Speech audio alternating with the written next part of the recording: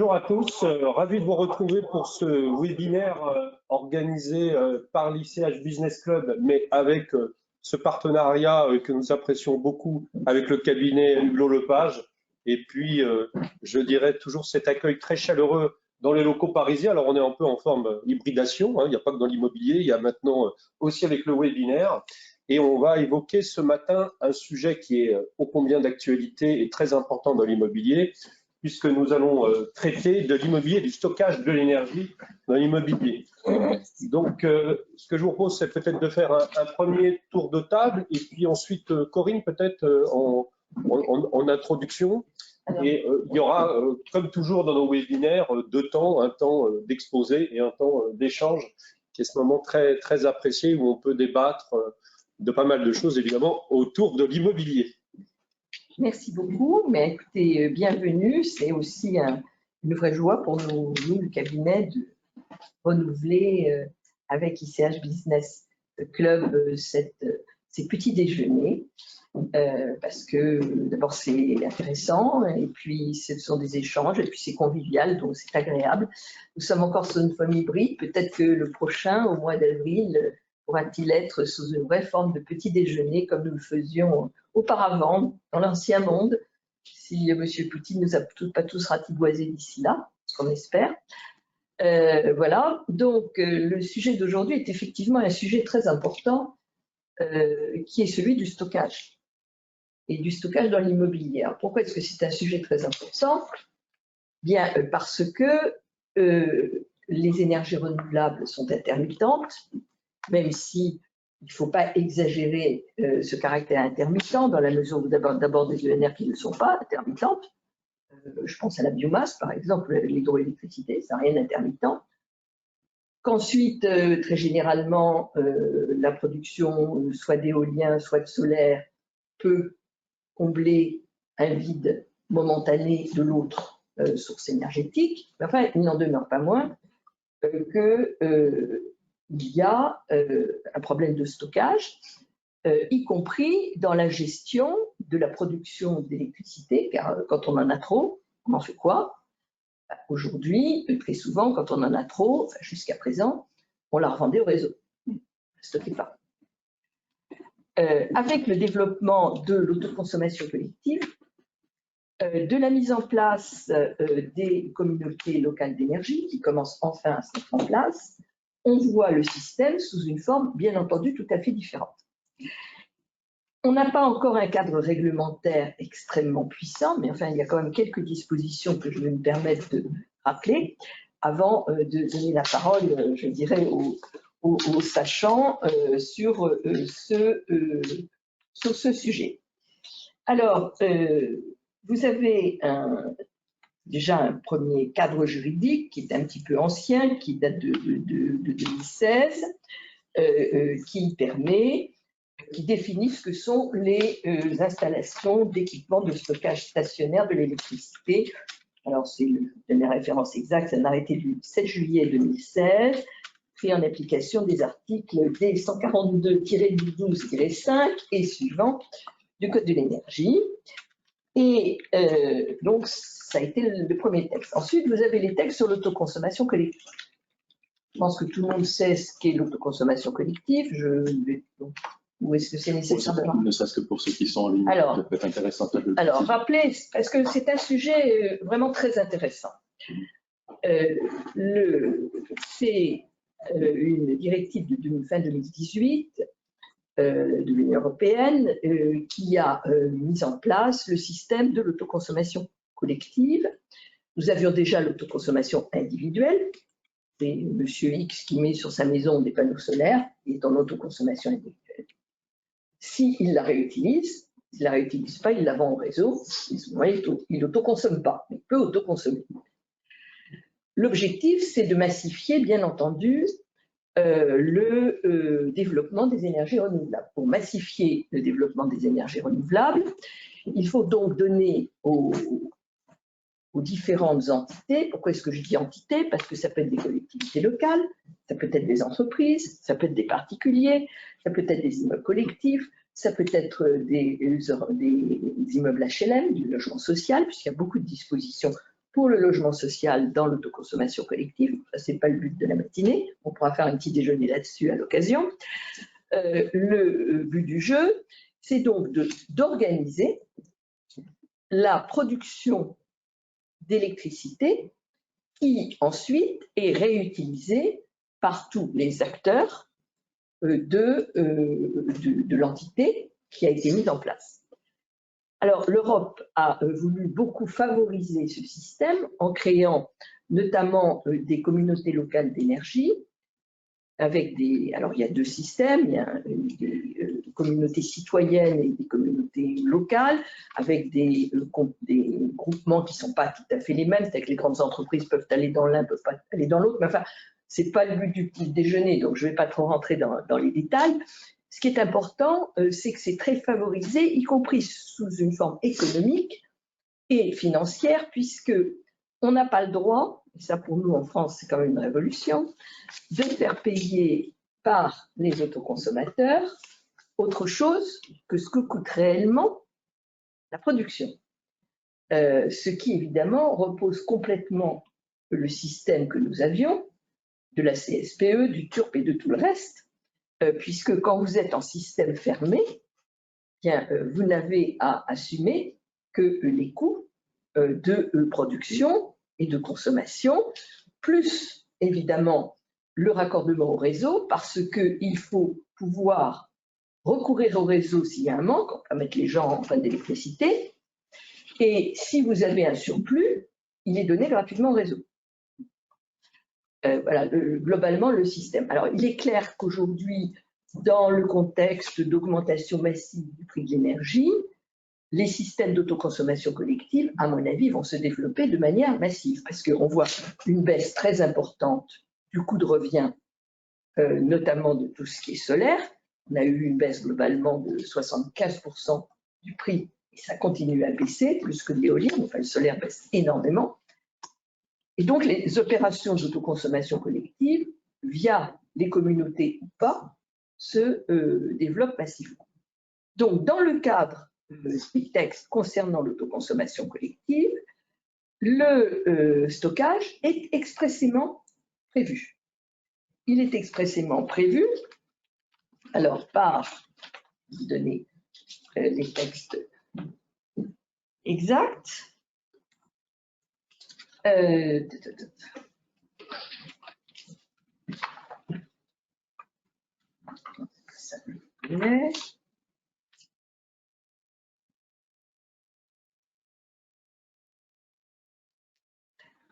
alors, c'est dans le Code de l'énergie, article D315-5.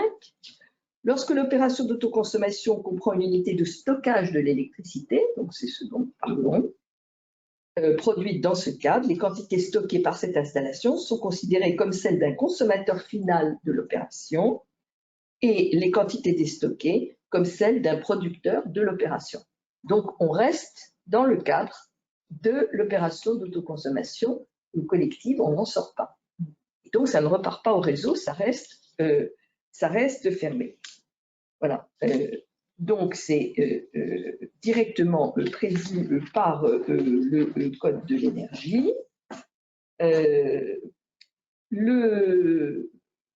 Les dispositions législatives du Code de l'énergie permettent effectivement le stockage avec la mise en place d'un cadre réglementaire, d'un système d'équilibrage. Je ne rentre pas dans les détails, mais je mettrai peut-être tout ça à disposition sur le site, comme ça vous pourrez avoir accès au texte. La mise à disposition de tout un système pour la comptabilité, parce que tout cela, évidemment, donne lieu à des opérations de comptabilité. Mais ce qui est très intéressant, c'est qu'on est dans une stratégie, ça va me permettre de passer la parole à mon voisin, d'une chaîne de création de valeur stratégique pour les batteries. Parce qu'en réalité, c'est ça qui est derrière. Le point de départ, c'était quand même le modèle californien, qui remonte à une bonne dizaine d'années, où vous aviez une conception en circuit fermé. C'est-à-dire, la maison avait des panneaux solaires, l'électricité était récupérée, était stockée dans les batteries de la voiture, qui elles-mêmes pouvaient être déchargées pour être réutilisées. C'était le premier système qui avait été mis en place, c'était comme ça.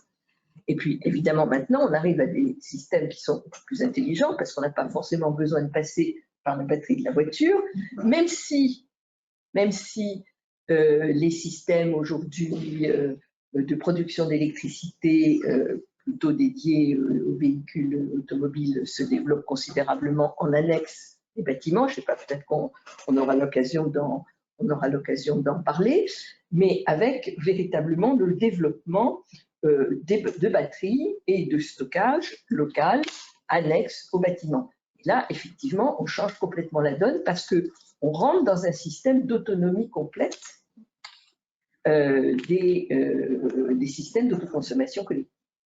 Voilà. Je vous laisse la parole. Un grand merci pour cette introduction. Et merci beaucoup pour votre invitation. Je m'appelle Tanguy Boupard. Je suis responsable commercial pour Drive. Drive, qui est une co-entreprise entre EDF et une start-up californienne qui s'appelle NUV. Et cette start-up californienne est une entreprise pionnière dans le développement de la technologie véhicule to grid, dont je vais parler aujourd'hui. Et c'est cette technologie-là qu'on souhaite aujourd'hui développer en France et en Europe. Donc aujourd'hui, on propose la technologie véhicule to grid, qui est la possibilité de charger les batteries au moment le plus opportun et de décharger les batteries au moment le plus opportun. C'est différent de ce qu'on appelle généralement la recharge intelligente, qui est le décalage dans le temps de la recharge. C'est-à-dire qu'au lieu de recharger à 17 h sa batterie, on va plutôt recharger à minuit. Nous, on est la brique supplémentaire et on va permettre de recharger et décharger au moment le plus opportun, c'est-à-dire généralement recharger la batterie lorsque l'électricité est peu chère et peu carbonée et décharger la batterie sur le bâtiment auquel est connectée la borne lorsque l'électricité est chère et carbonée. C'est finalement une possibilité de lier le monde de la mobilité et de l'électricité. Et c'est pour ça qu'évidemment c'est intéressant aujourd'hui. Et je pense que c'est très bien qu'on en discute parce que ça me fait penser à un échange que j'ai eu récemment avec un interlocuteur qui était un bailleur social dans le Grand Est et qui avait une volonté d'améliorer, enfin, qui avait un beau projet de bâtiment avec des panneaux solaires, etc. et qui cherchait de comprendre comment est-ce qu'il pouvait ajouter une touche de mobilité intelligente. Eh bien, c'est exactement ce qu'on fait. On propose, par exemple, dans le cadre de véhicules en autopartage, d'avoir ces véhicules branchés là et de pouvoir les charger lorsqu'évidemment il n'y a pas d'utilisation qui est prévue et de les décharger lorsque le véhicule est disponible pendant plusieurs heures. Ça a plusieurs avantages. Le premier, c'est que ça permet de diminuer les émissions induites par la recharge des véhicules électriques.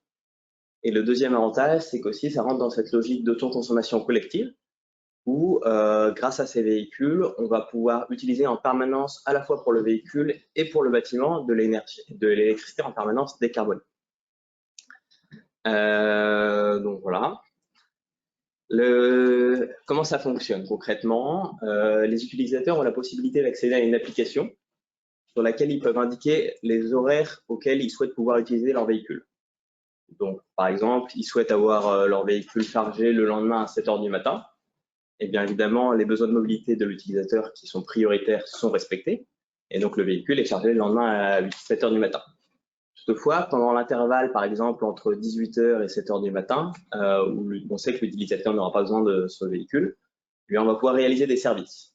Donc, typiquement, ce qu'on va faire, c'est qu'au moment de la pointe de consommation d'électricité en France, qui est aux alentours de 19 h, 18 h, on va décharger la batterie des véhicules électriques pour éviter la mise en route de centrales thermiques de pointe, que sont les centrales de gaz et de charbon, généralement, et qui sont évidemment assez émettrices en CO2.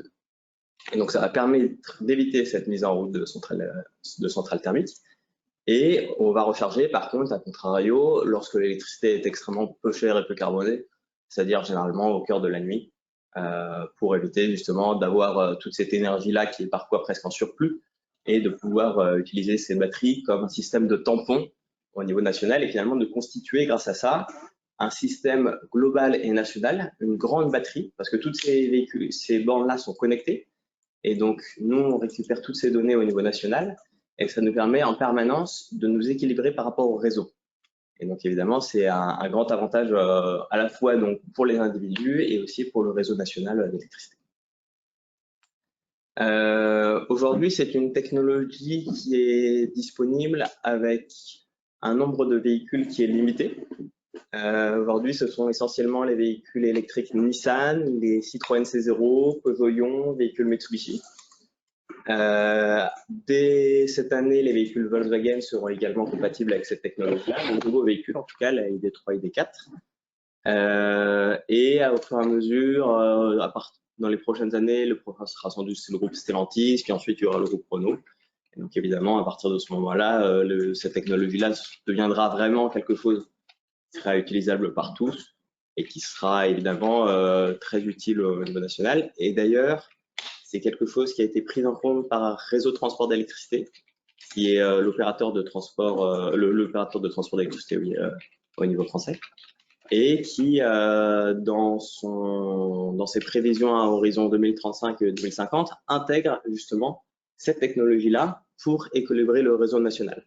C'est-à-dire que c'est vraiment aujourd'hui une nécessité, notamment en rapport avec l'augmentation de la part des énergies renouvelables dans le mix électrique, notamment solaire et éolien, qui ont évidemment une production qui est différente selon les moments de la journée.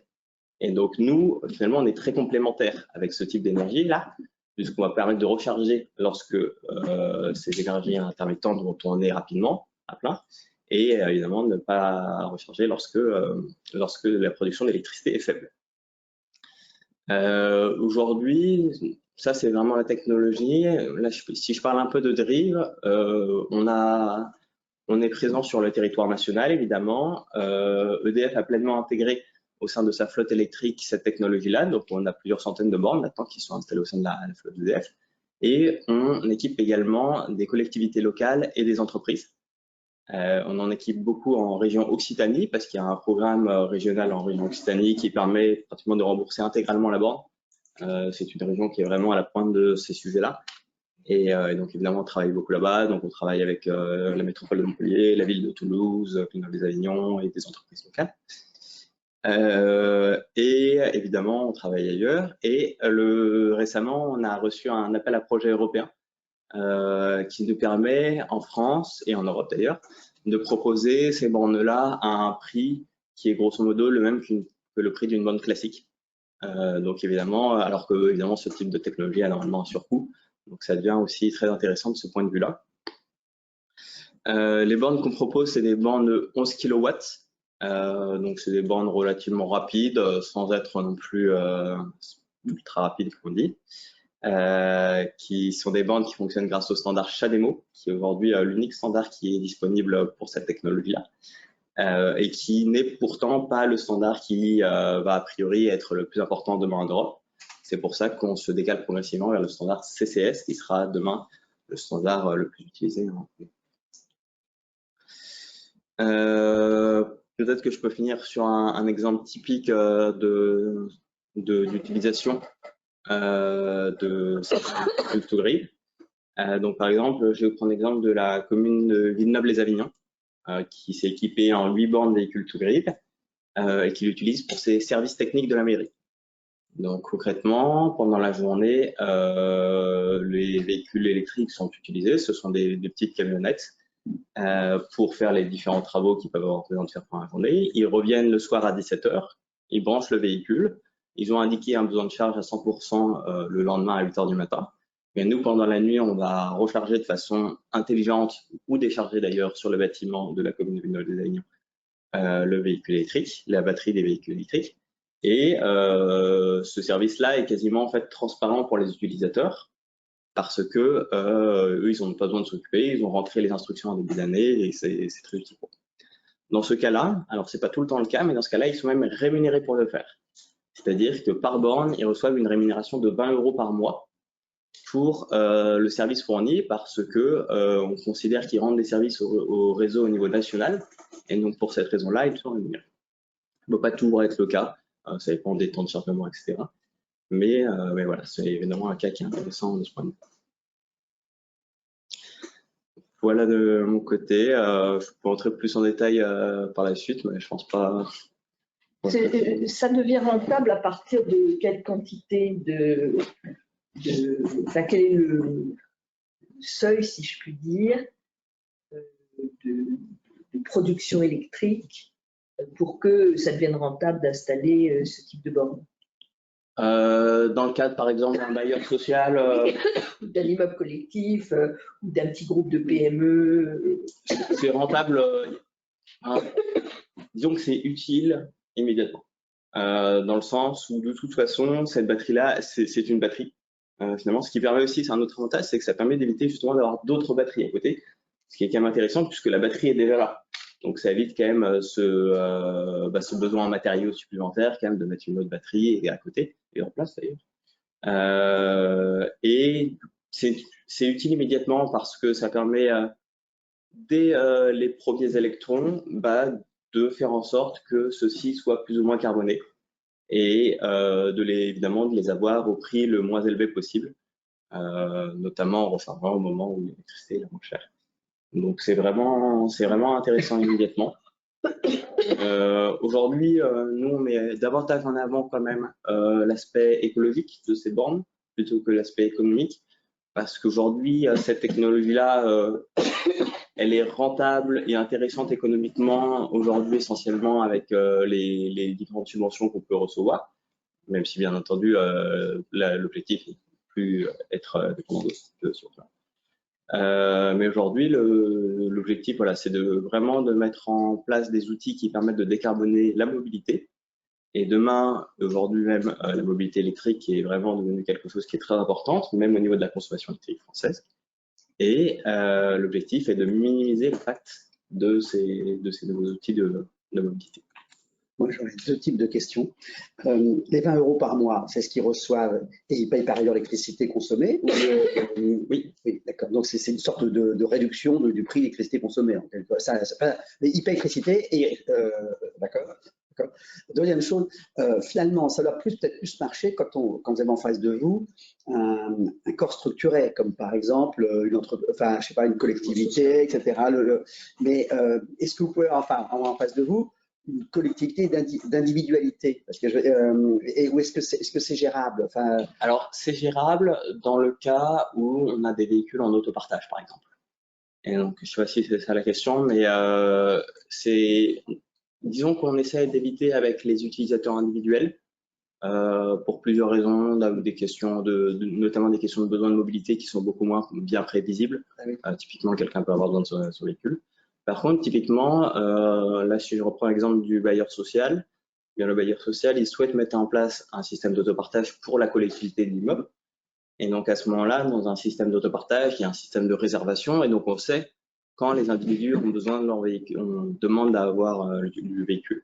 Et donc, nous, on peut s'adapter, par exemple, aux besoins de mobilité de chacun des utilisateurs pour faire en sorte de recharger ou décharger la batterie au moment où les utilisateurs ont besoin ou n'ont pas besoin de ce véhicule. D'accord. Mais sur Paris, vous avez le fait que plusieurs bailleurs sociaux se sont un peu déchargés de la gestion de leur parking en passant par des sous-traitants, comme les Spark, que moi je connais, je ne sais pas si ça dit quelque chose à certains ici. Oui. Et en fait, et les Spark en phase 2 des individus, si vous voulez. Parce que eux, ils gèrent quand même, peut-être 100 places de parking, 100 000 places de parking, je veux dire, 100 000. Alors ça, c'est typiquement des parkings qui sont dits individuels, oui, et sur lesquels on n'a pas… En fait, c'est même pas vraiment une demande de la part des utilisateurs. Dans ces cas-là, les utilisateurs, ils souhaitent avant tout que leur véhicule soit chargé quand ils reviennent. Mais par contre, eux, ce qu'ils font actuellement, c'est que les Spark commencent à installer des bornes électriques classiques dans les e-parkings. Ouais. Oui, ça c'est… Alors ça c'est très bien. Effectivement, c'est pour des besoins simples de recharge qui ne sont pas prévisibles et où l'objectif c'est de fournir un service. L'objectif c'est juste de recharger. Et à ce moment-là, effectivement, le service qu'on propose n'est pas très adapté à ce type d'utilisation. Et c'est pour cette raison-là qu'aujourd'hui, on ne propose pas dans le parking. Et si je peux encore poser une question, vous avez dit, si j'ai bien compris, c'est RTE là, qui intègre ça dans ses prévisions, dans l'objectif, dans son plan 2035. Mais ils mettent avec, je ne sais pas si vous faites la prévision avec eux, mais ils prévoient quelle quantité d'énergie produite.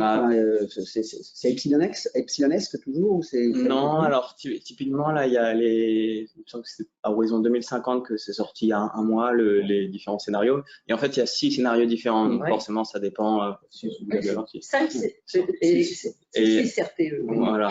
Et donc, évidemment, ça varie beaucoup en fonction du mix électrique.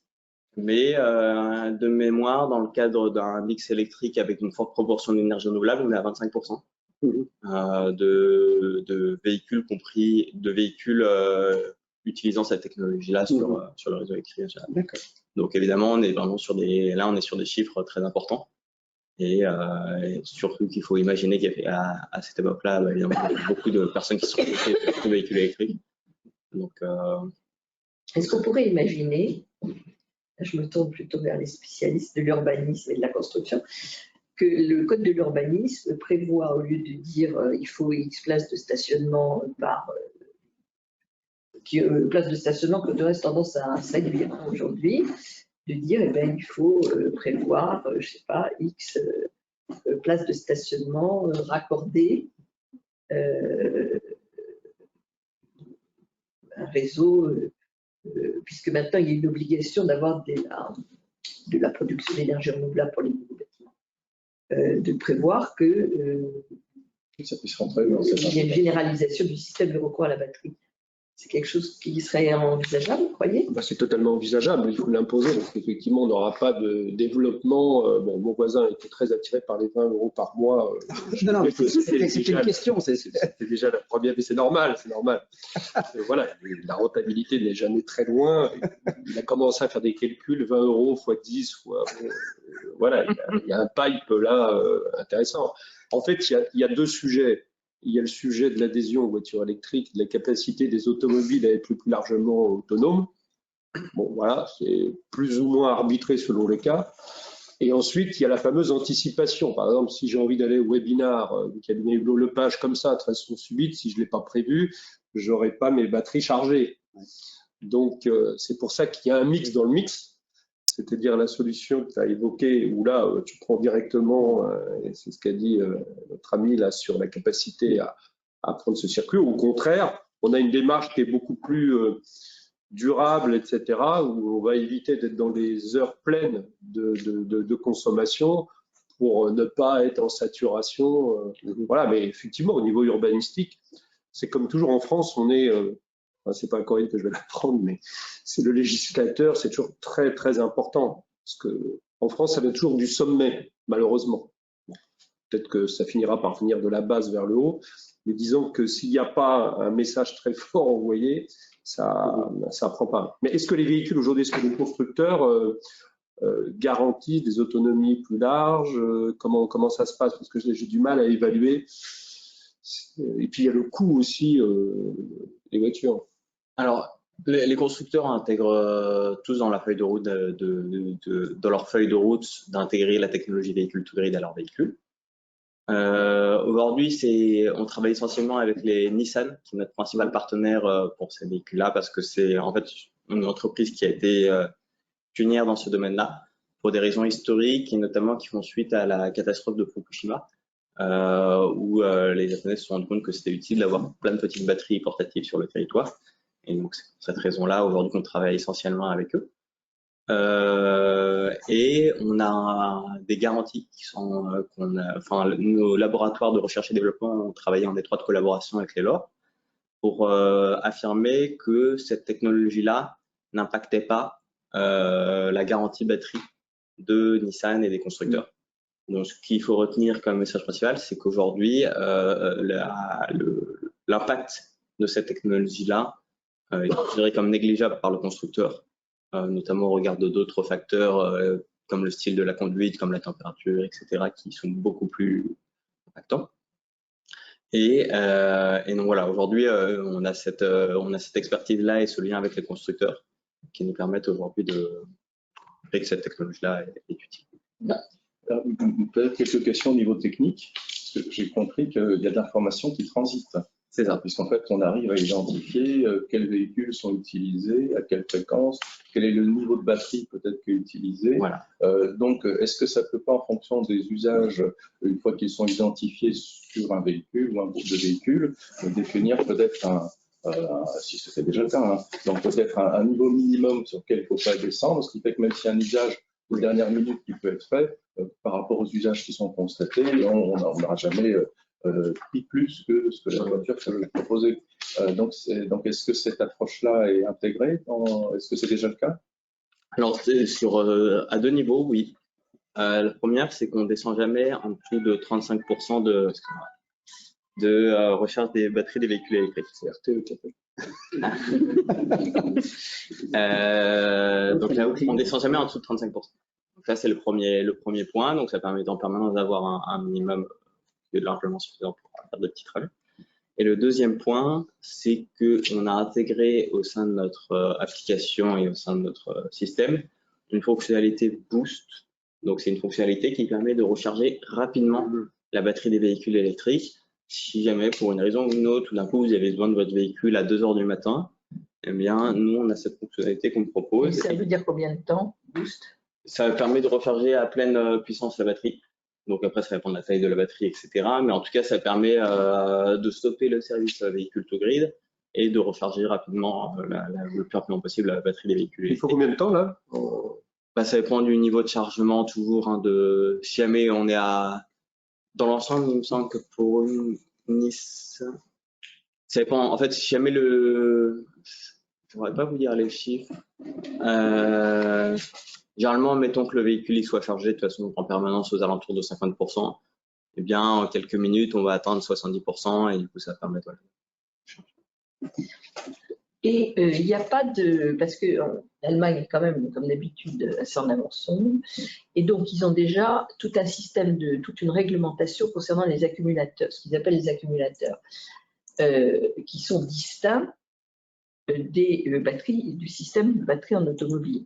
C'est-à-dire c'est des stockages qui liés au bâtiment, tout simplement, indépendamment de la voiture. Et c'est un peu la référence réglementaire que je faisais tout à l'heure, c'était plutôt à ce type d'accumulateur. Ça peut marcher aussi pour les batteries automobiles, mais c'était plus large. Vous avez aussi ce type de prestations? Pas du tout. Et savez-vous s'il y a en France aujourd'hui des prestations de cette nature et des couplages qui se font sur de nouveaux bâtiments qui seraient construits à la fois avec des systèmes d'énergie renouvelable et des accumulateurs? Alors, c'est une possibilité qu'on aurait parce que dans le fond, c'est pas si différent que ça d'une batterie d'un véhicule. Aujourd'hui, c'est pas quelque chose qu'on fait. Certainement que ça se fait en France. Je ne saurais pas dire qui, mais c'est des systèmes qui sont relativement basiques, de chargement, etc. Nous, on s'intéresse quand même plus particulièrement aux véhicules pour la raison simple qu'en fait, ça évite l'investissement supplémentaire de la batterie et de l'accumulateur. C'est quand même souvent un grand sujet. Et donc nous, ce qu'on constate, c'est qu'aujourd'hui, les véhicules électriques sont très peu utilisés. Les véhicules, de manière générale, souvent la statistique qu'on ressort, alors ça dépend toujours, mais c'est qu'en fait, généralement, un véhicule, c'est à 90% du temps à l'arrêt, voire 95%. Et donc en fait, c'est pendant 95% du temps du capital, on peut le dire, qui ne bouge pas, qui ne fait rien, et qui même s'amenuise au fur et à mesure du temps, etc. Et donc nous, ce qu'on propose, c'est d'optimiser justement ces véhicules-là et ces batteries pour en faire quelque chose et pour en faire quelque chose d'utile, à la fois pour un bâtiment et d'un point de vue national. J'ai une autre question à poser. Vous disiez, monsieur, avec juste raison, c'est surtout la nuit. La nuit, il n'y a pas beaucoup de soleil. Il peut y avoir du vent, mais il n'y a pas beaucoup de soleil. Donc, s'il n'y a pas de production d'électricité, à quoi ça sert d'avoir la batterie? En fait, ce qui change beaucoup la nuit, c'est pas tellement qu'il y ait moins de production d'électricité, c'est surtout qu'il y a beaucoup moins de consommation. Et c'est ça qui fait la grande différence et qui fait que les prix de l'électricité sont beaucoup plus faibles la nuit que pendant la journée. Mais encore faut-il qu'il y ait une production de quelque chose. De toute façon, il y a la production d'énergie nucléaire qui continue pendant la nuit. Ah oui, d'accord, mais enfin, si c'est pour stocker de l'énergie nucléaire, c'est pas très intéressant.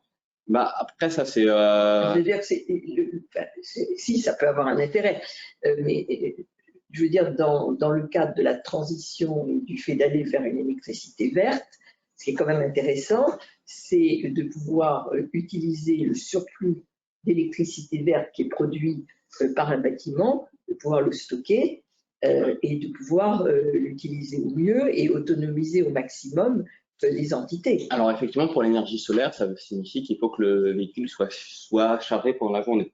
Oui. Et donc à ce moment-là, effectivement, on pourra utiliser les électrons qui viendront des panneaux solaires pour charger les véhicules. Ça peut être fin de journée ou tôt le matin, enfin. Oui, c'est pas la nuit. disons que le moment où il y aura le pic, mais c'est vrai que généralement les véhicules sont plutôt utilisés pendant la journée. Et donc nous, on s'adapte quand même évidemment aux besoins de la mobilité. Donc tant mieux si jamais les véhicules sont branchés pendant la journée, à ce moment-là, on pourra utiliser au mieux les panneaux solaires qui sont présents sur les sites. Si jamais les véhicules électriques sont utilisés toute la journée pour se balader à droite à gauche, évidemment, on ne pourra pas utiliser. On a des systèmes de stockage, je crois qu'un immeuble comme un bâtiment ArcelorMittal à Gand en Belgique, on a 27 000 panneaux solaires. Donc là, vous voyez, on change de dimension. Je crois que ça produit à peu près 10 000 mégakilowattheures d'énergie. Oui. Donc là, en fait, on est en autarcie, quoi. C'est-à-dire que c'est des bâtiments qui sont quasiment des centrales et qui produisent. On a également. Mais s'ils ne consomment pas tout. Après, ils le stockent.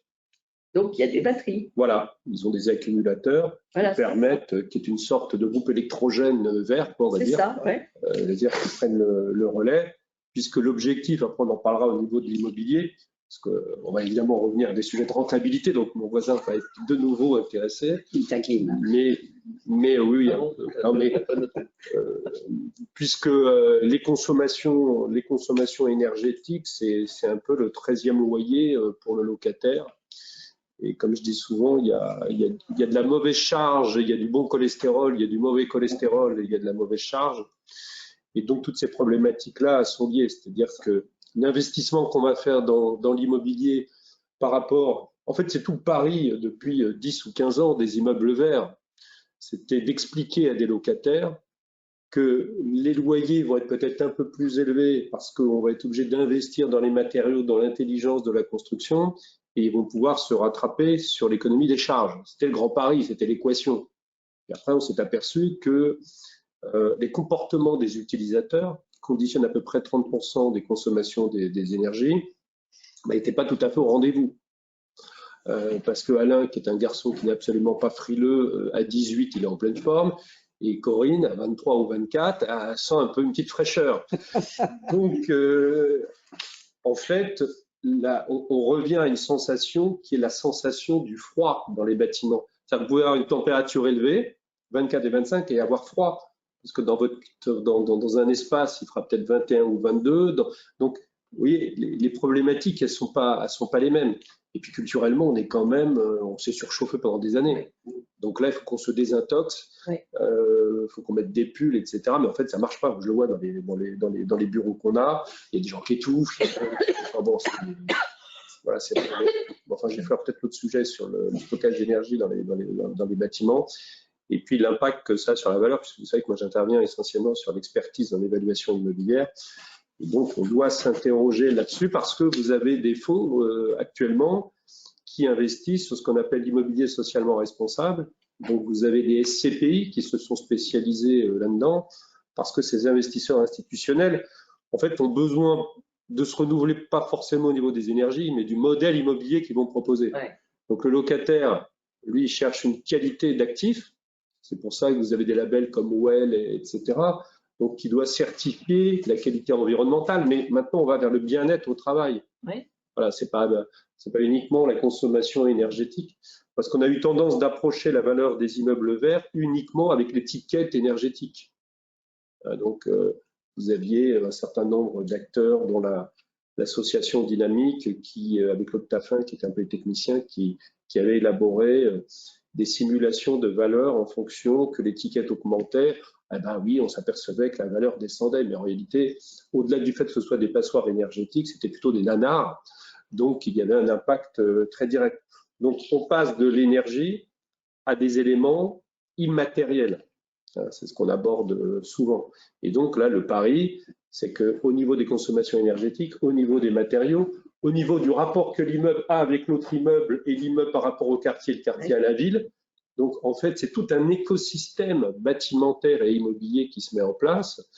Et ce qu'on recherche, et là l'équation, on n'a pas réussi à la résoudre, c'est de pouvoir rendre réversibles des bâtiments. C'est-à-dire que quand vous avez, entre guillemets, une crise sur un segment d'actifs, on va dire par exemple un peu le bureau, bon, même si le bureau repart quand même sur Paris de l'Île-de-France, et comment je fais pour que mon bâtiment qui est mono-usage, je le transforme? Et ça, il n'y a qu'une solution, c'est d'augmenter la hauteur des plafonds. Et quand on augmente la hauteur des plafonds, ben, on a moins de droits à construire. Alors, Donc, on perd du fric. Et puis il faut chauffer. ouais. Dans cette logique-là, je participais hier à un webinaire que nous avions organisé sur. Nous avons une série de webinaires sur la taxonomie. Et donc, celui d'hier était consacré, vous savez que dans la taxonomie européenne, vous avez 6 objectifs environnementaux. Donc, on les traite les uns après les autres. Hier, c'était l'économie circulaire. Et donc, dans ce volet économie circulaire, il y a donc notre ami Olivier Mège qui est intervenu sur la question immobilière et sur les nouveaux critères de la durabilité en matière immobilière, avec justement ce critère de la durabilité, de la réparabilité, de la réversibilité, en fait, tous ces nouveaux concepts, en fait, quelque part, qui qualifient l'immeuble de durable et qui donc sont en capacité de le faire entrer ou non dans la catégorie investissement durable au sens de la taxonomie européenne, ce qui a quand même un certain intérêt sur le plan financier. On voit bien qu'il y a une logique complète dans tout ça. Alors, on n'a pas attendu les critères ESG. Avant de réagir, peut-être, parce que je pense qu'il y aura beaucoup de questions en ligne, Oui. donc je ne sais pas si ça peut être l'occasion, Oui. déjà une ou deux, pour Allons-y. Alors, on a une première question. Une technologie innovante ne peut remplacer une ancienne technologie que lorsqu'à minima, elle peut rendre un service équivalent. Comment imaginer la création d'autant de bornes qu'il y a de véhicules garés dans nos rues?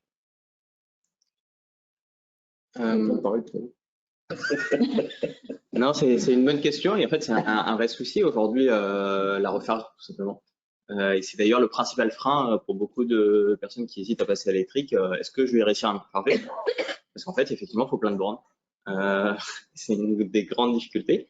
Aujourd'hui il faut des bornes chez les personnes qui possèdent des véhicules électriques, donc au sein d'immeubles, au sein de maisons individuelles quand les gens en ont. Et il faut des bornes publiques, il faut des bornes au sein des entreprises, etc.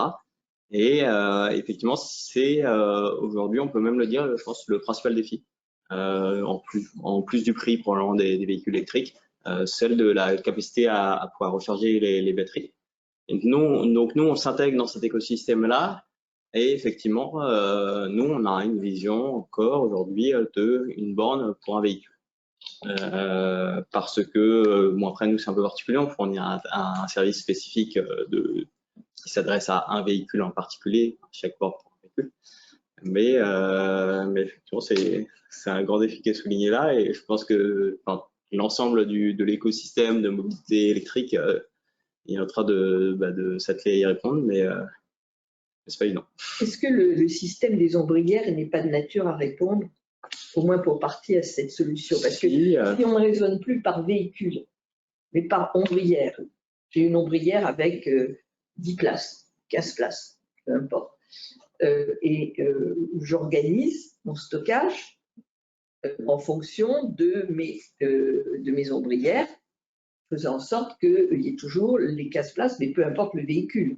Bon, ensuite, c'est vrai que ça peut poser des problèmes de comptabilisation en fonction des types de véhicules, mais enfin ça, je pense qu'avec les moyens contemporains, c'est pas un souci majeur. Mais là, vous avez la possibilité, sans avoir une place par véhicule, d'avoir un système qui garantit je parle sur le plan batterie, qui garantit une production de stockage constante. Alors oui, effectivement, les ombrières, c'est quelque chose de très intéressant. Souvent, c'est d'ailleurs une demande qu'on a régulièrement parce que nos utilisateurs sont souvent des gens qui sont assez éveillés à ces sujets-là, on va dire, et qui ont souvent déjà mis en place des systèmes de production typiquement solaires. Donc, ils nous demandent comment est-ce que je peux lier mon ombrière au panneau solaire. Alors en fait, souvent, la réponse est assez simple.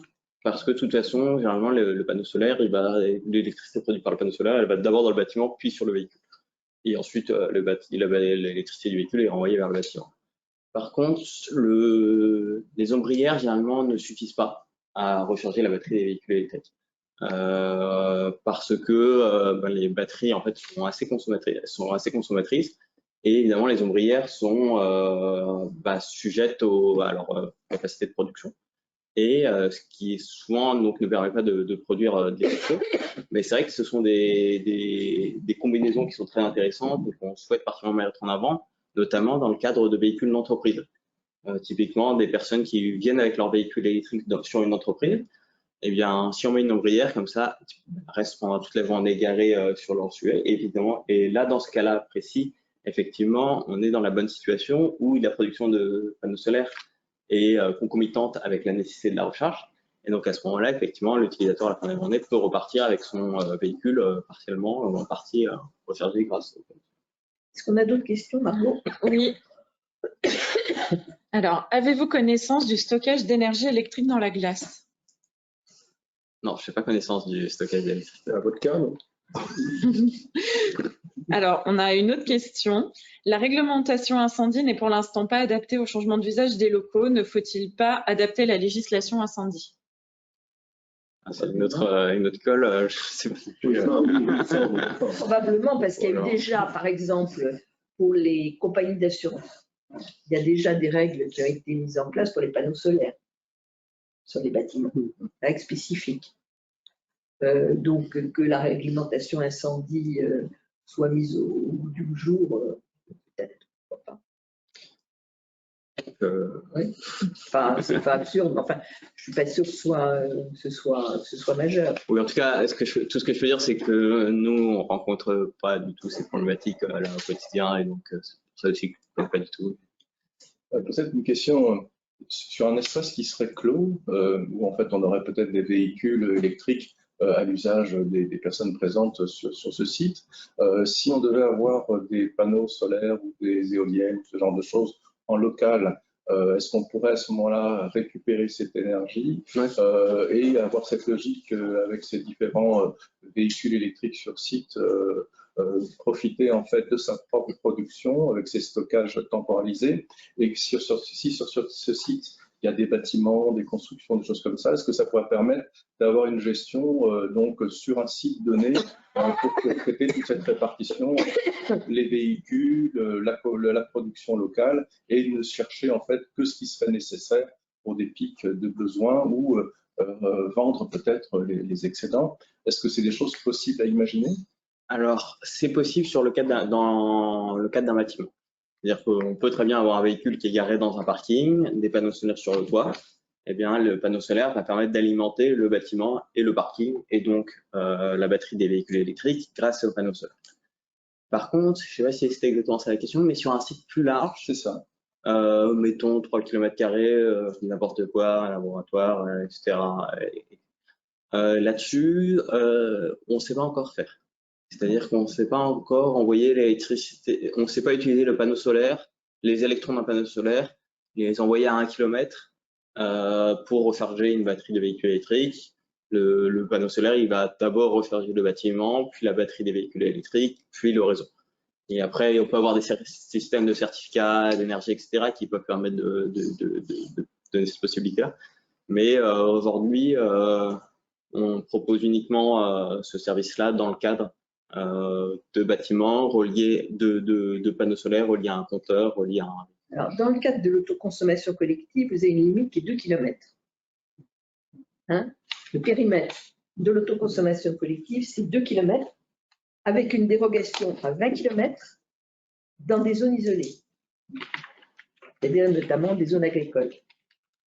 Ce qui m'amène du reste à vous poser une question. Nous travaillons ici beaucoup sur le sujet de l'agrivoltaïsme, qui donne des résultats très, très intéressants. Non seulement en termes de production d'électricité, mais même en termes d'amélioration de la productivité agricole.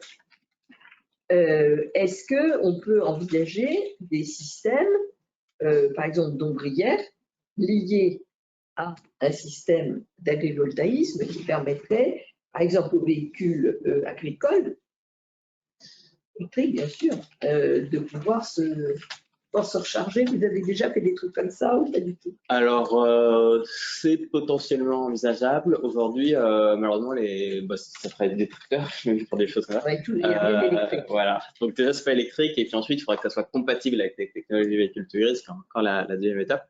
Mais par contre, si jamais on avait des véhicules, typiquement sur donc des véhicules compatibles, sur une installation agricole de ce type-là, effectivement, on peut parfaitement utiliser des ombrières utilisées dans le cadre, je ne sais pas si on appelle ça comme ça, mais dans le cadre de l'agrivoltaïsme, et d'utiliser cette électricité qui est donc fournie grâce à ces panneaux solaires pour recharger la batterie des véhicules électriques, mais finalement sur le même modèle que ce qui se fait ailleurs en ville. Ce ne serait pas très différent, mais c'est possible également. On a d'autres questions, Margot? On a donc la personne qui nous a posé la question sur la glace, Oui. qui nous dit que ce n'est pas une plaisanterie, Ben que non, c'est mais- actuellement en cours de développement et C'est que intéressant. cette question sera abordée pendant le salon énergie à Paris le 31 mars. Voilà, Ben, c'est très intéressant. voilà. Et c'est la seule question pour l'instant. Peut-être un mot sur les bâtiments eux-mêmes, on n'en a pas beaucoup parlé. Peut-être Laurent. Laurent ou Alain? Bah, alors moi je suis pas spécialiste de la construction, mais plus sur l'évaluation immobilière, ce qu'on voit, je reviens sur les critères ESG appliqués à l'immobilier et sur des fonds ISR. Actuellement, la grande réflexion, c'est de pouvoir associer donc la révolution dans les bâtiments, alors avec la géothermie, la glace, pourquoi pas, toutes les sources qui vont permettre en fait d'être en autonomie sur les bâtiments pour pouvoir garantir, parce que là on est dans cette finalité de rentabilité, hein, comme je répète souvent, et c'est notre ami Béchade qui l'avait qui a le copyright, mais cash flow en français ça s'appelle locataire. Donc ce qu'il faut, c'est sécuriser quand même le locataire, et pour sécuriser un locataire dans un immeuble, il faut lui apporter toutes les garanties d'usage, potentiellement de changement d'usage, de maîtrise de ses budgets. Donc ça veut dire qu'il faut une sorte de garantie tripartite entre, d'une part, l'architecte, celui qui va concevoir le bâtiment, ensuite le bailleur et d'autre part le locataire. Le locataire doit s'engager dans un comportement. Le bailleur doit lui garantir que si son locataire a un usage vertueux, eh bien à ce moment-là, il aura une économie des charges, et si cette économie des charges n'est pas au rendez-vous, il faut qu'il paye le différentiel, et l'architecte, lui, va garantir évidemment la consommation énergétique. Mais on voit quand même que là, dans le paysage actuel, on a quand même deux mouvements qui se dessinent. C'est ce que vous évoquiez, c'est-à-dire qu'il y a les collectivités, les grandes entreprises, je dirais une partie de la population qui est très éveillée, et puis il y a tout le reste, qui est complètement à l'écart. C'est-à-dire Madame Michu, la PME, la TPE, etc., qui n'est pas tellement dans tous les radars de cette révolution. Donc là, il y a un énorme travail culturel, de sensibilisation, c'est un peu comme tous les sujets qu'on a, hein. Et puis on va revenir aussi à l'ICH, il y a d'autres écoles, c'est-à-dire qu'il faut aussi enseigner aux futurs professionnels de l'immobilier tous ces changements de paradigme. Parce que là, je le vois moi en tant qu'enseignant, les mômes aujourd'hui, ils apprennent ce qu'on leur a appris depuis 15 ans.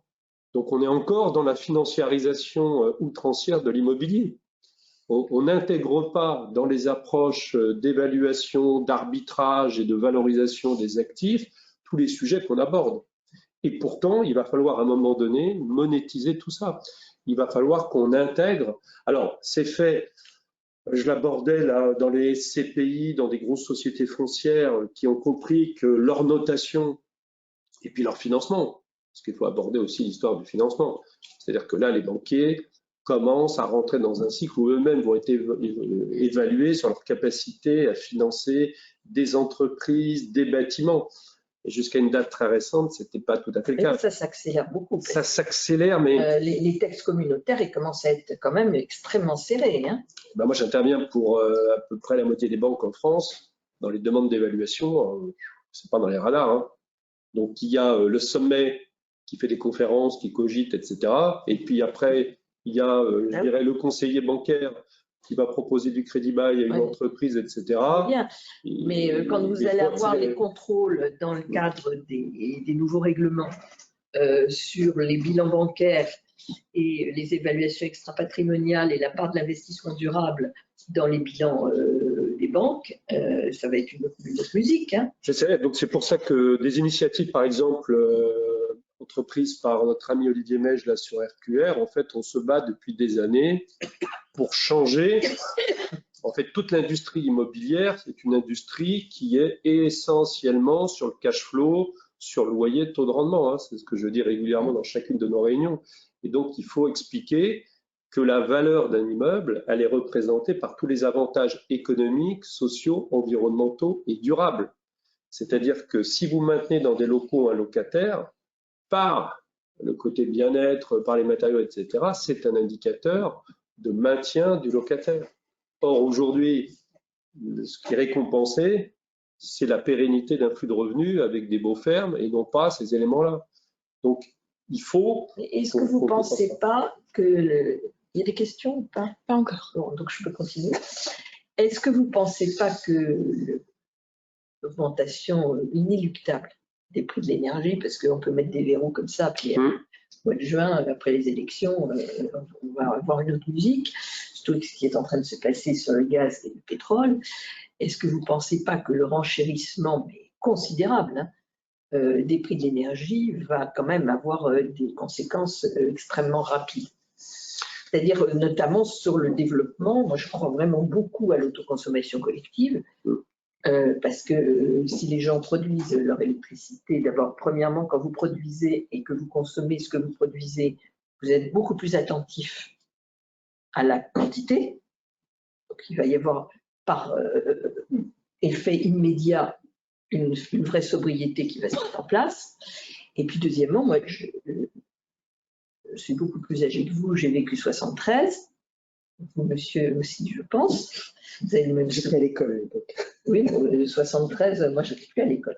Mais bon, 73, c'est la première crise pétrolière. 73, on a pris en France des mesures drastiques de réduction de la consommation. Et on n'est pas mort. Hein. Il y avait plus on n'allumait plus les rues la nuit avec les magasins étaient éteints, on était chauffé à 20 degrés. Enfin, il y avait toute une série de mesures qui avaient été prises. Et je vous assure que ça a été sacrément efficace. Et je pense qu'on va retourner vers des mesures de ce type-là, accompagnées d'un essor massif de l'autoproduction. Parce que si les gens produisent eux-mêmes leur électricité, ils sont beaucoup moins dépendants du reste. Hein. En fait, je pense qu'il faut rompre avec ce mythe qu'on contribue peut-être à faire perdurer, comme quoi il y aurait une rentabilité à équiper des immeubles de telle ou telle installation pour avoir de l'énergie pas chère. Je pense qu'il faut décorréler l'installation de la notion de rentabilité. C'est-à-dire que quand vous changez une toiture, vous changez une toiture. Vous voyez, il faut que ce soit dans notre raisonnement global de la construction. Vous mettez du panneau photovoltaïque, oublions la rentabilité. On met du panneau photovoltaïque, on met une charpente, on met un portail, enfin vous voyez. Et là, je vois avec le décret tertiaire, puisque je suis occupé pas mal d'entreprises pour les conseiller par rapport au décret tertiaire. Et en fait, la plupart des acteurs du décret tertiaire attaquent le sujet du décret tertiaire en disant pas de problème, je vais vous isoler vos bureaux, je vais changer les fenêtres, et puis sur 5 ans ou 10 ans, vos consommations vont baisser. Oui, mais le problème, c'est que tout est balayé par le tsunami du surenchérissement d'énergie. Là, vous avez raison. Donc, c'est vain de faire ça. Par contre, de dire ce que je vais vous proposer dans vos bâtiments, ça va vous permettre de produire de l'électricité d'être en autoconsommation, et ça va participer de la valeur de votre actif. J'en reviens, hein, c'est l'obsession. Hein. C'est tout conduit, tous les chemins mènent à la valeur. Hein. Mais c'est cette valeur-là, et il faut déconnecter la rentabilité, comme la borne, là, par exemple. Je pense qu'au bout d'un moment, il faut arrêter. Voilà, on construit des bornes comme on construit d'autres installations. Moi, s'il n'y a pas de questions, je voudrais peut-être juste intervenir pour deux choses. La première, Maître, vous avez parfaitement raison, ça serait mieux si on avait plus d'énergie renouvelable. Il y a quand même un problème en France, c'est que les gens passent leur temps à contester et que quand vous les mettez des champs d'éoliennes dans les champs, enfin, ou en offshore, tout le monde râle. Il y a des autorisations et puis quelques mois après, ça conteste, etc. Et on n'ose pas les appliquer, ces autorisations. pareil, un peu pareil pour le panneau solaire. Et puis après, donner quand même une petite expérience personnelle. Je suis un petit peu en immobilier, je gère une résidence d'étudiants à Paris. Et on s'est posé la question de mettre des panneaux solaires sur le toit. On ne l'a pas fait pour 2 ou 3 raisons que je peux vous donner. Mais ça veut dire que je pense qu'on peut faire des panneaux solaires sur des bâtiments industriels, mais sur des immeubles, on ne peut pas. Je vais vous expliquer pourquoi. Premièrement, on vous explique que vous avez l'ombre portée des cheminées. Et la plupart des bâtiments anciens, vous avez quand même des cheminées à gauche et à droite. Deuxièmement, si on veut optimiser son toit, on se rend compte que c'est plus rentable de mettre des antennes de portables, de 4G, etc., qui vous payent bien plus que le truc. Et troisièmement, alors une fois, on avait quand même un opérette dans notre toit, un bon petit espace, etc. C'était même, parce que je suis de l'école des mines de Paris, ce sont les élèves qui avaient fait l'étude, etc. On avait un toit, pas de cheminée, 50 mètres carrés, etc. On avait fait quelque chose. Patatras, quand on est arrivé au truc, on s'est rendu compte que tout autour de notre toit, il y avait un espace de protection de 2 mètres, je ne sais pas trop quoi, donc les 50 mètres carrés, il y avait plus de 20 mètres carrés au milieu, et c'était plus rentable. Donc ce que je veux dire par là, c'est que c'est pas facile et que il y a des réglementations hyper protectives qui finalement ne permettent pas d'aboutir. Les éoliennes, on a le droit quand même d'être circonspect sur les éoliennes. Oui.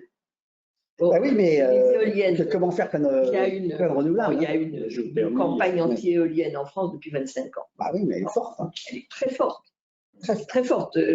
Moi, je me souviens, c'est vraiment, ça restera dans ma vie, hein, d'une manifestation qui s'était tenue au Cercle Montaigne en 2007. Donc, vous voyez, ça ne remonte pas vraiment à aujourd'hui. Où j'avais accepté bêtement à la demande de Marlière, journaliste, participer à un débat sur l'éolien avec le président Giscard d'Estaing et Anne Lauvergeon. J'étais un peu minoritaire quand même, hein. Je vois qu'on puisse dire. J'ai assisté, mais un truc, mais c'était délirant.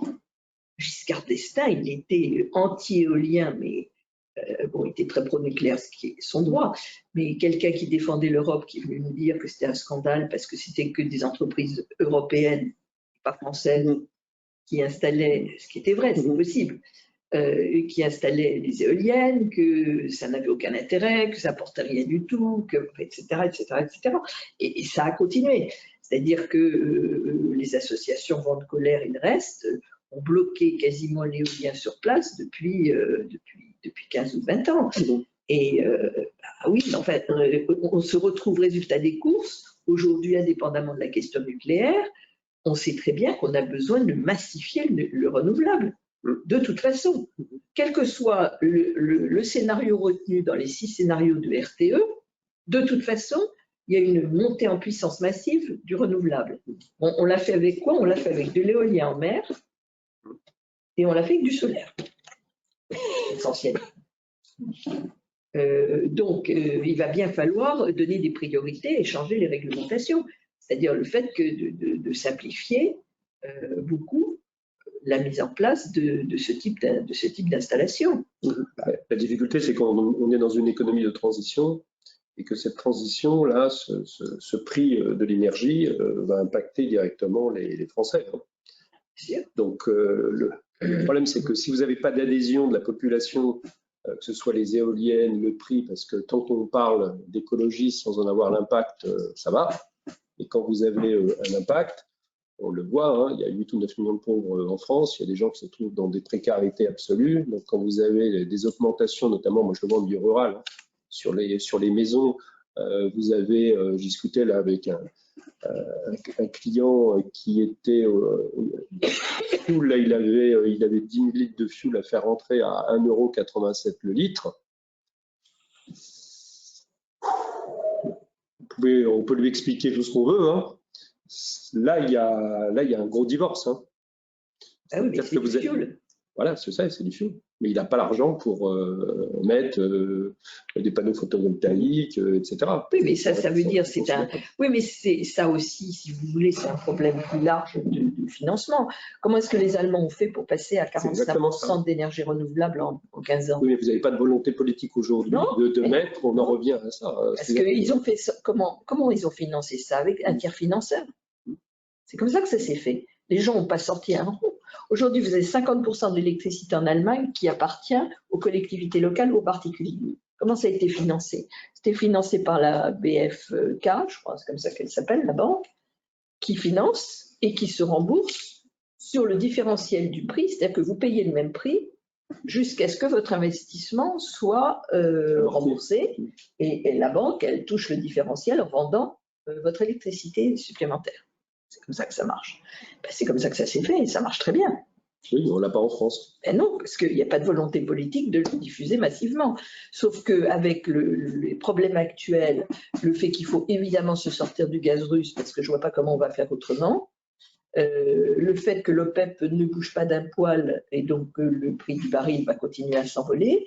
Là, on est à 2,20 € le litre d'essence, de 15, de 20. Ça devient absolument pas possible.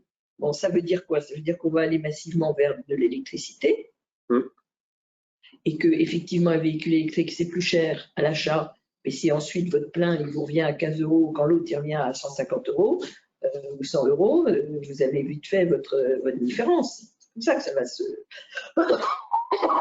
va se faire.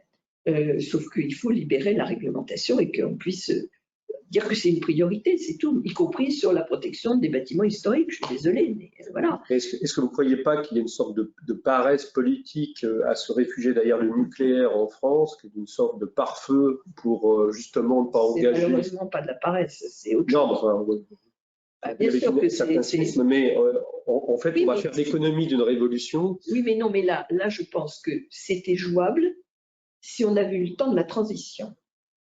Parce que dans les annonces qui ont été faites, on nous dit on va relancer un programme nucléaire vers 2035. On est en 2022. On ne peut pas tenir jusqu'en 2035 dans le système actuel.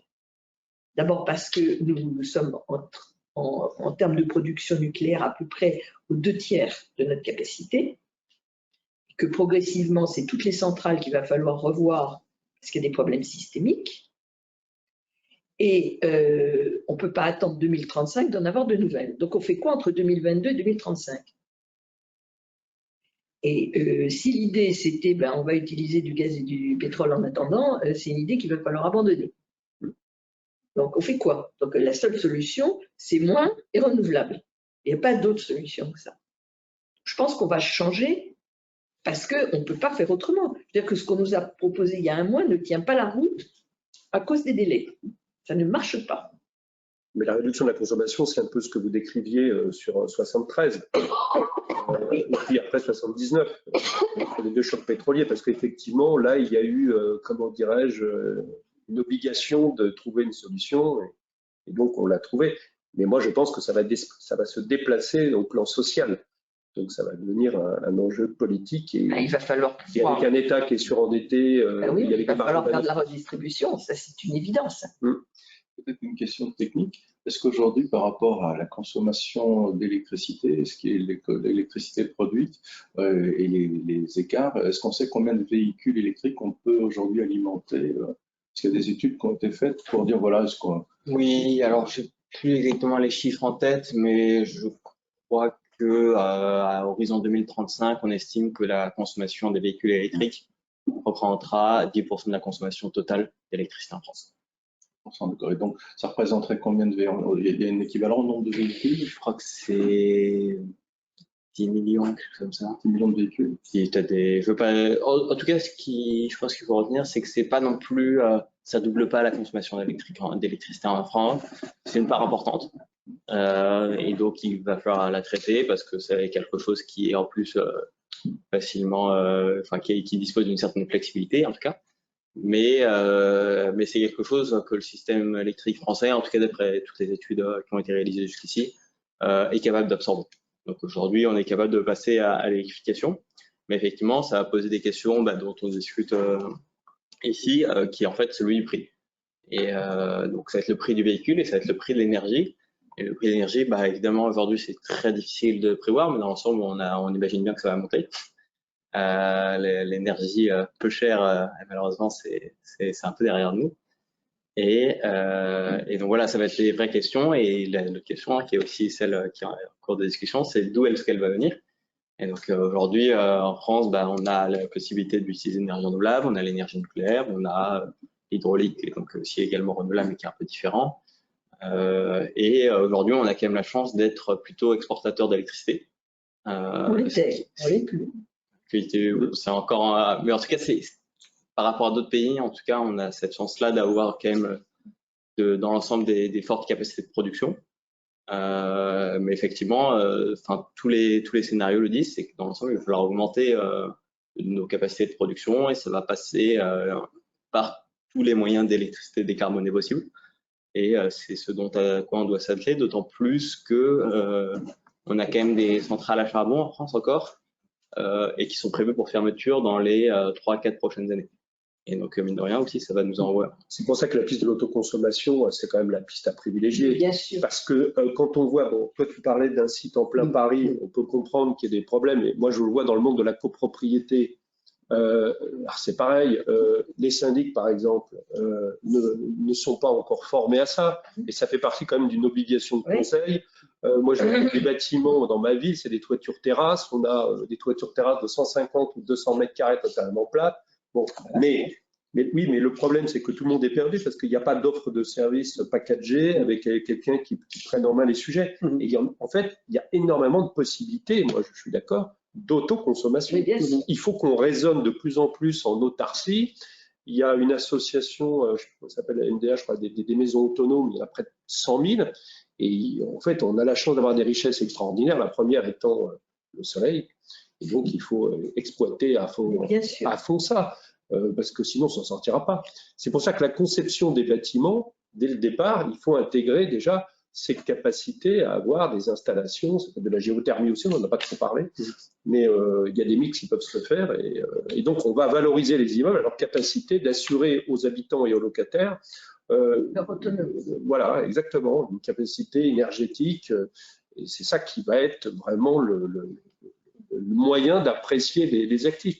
Mais on en est encore très loin, parce qu'on juge encore les actifs avec des... On a des années de retard. Oui, mais le législateur, il avance. Oui, mais il avance parce que l'Union européenne avance, parce qu'on a l'épée dans les reins. Parce que sinon, on n'avancerait pas. Je pense que c'est une très bonne nouvelle, en fait, pour nous tous, pour les collectivités, pour tous les acteurs de la chaîne immobilière, qu'ils soient sociologues, architectes, gestionnaires, mais il faut les former. Alors là, il est quasiment 10 heures. Oui. Est-ce que ce serait peut-être approprié qu'on fasse le mot de la fin? Absolument. Écoutez, on était ravis de ces échanges. 2 chiffres. L'immobilier, c'est 40% de consommation énergétique totale, c'est 25% de gaz à effet de serre. Donc là, le législateur, il avance. On a vu avec la loi climat, on voit avec le décret tertiaire. Corinne a parlé de l'autoconsommation collective, l'autoconsommation particulière. Je pense que c'est vraiment ça. Et puis, si j'ai bien compris, il faut 67 millions de Français bornés. Donc, je pense qu'on n'est pas très loin. On n'est pas très loin. Et il n'y a pas que les départementales, il y a aussi les bâtiments. Voilà. Merci. Donc, bonne journée et on se donne rendez-vous donc au prochain webinaire.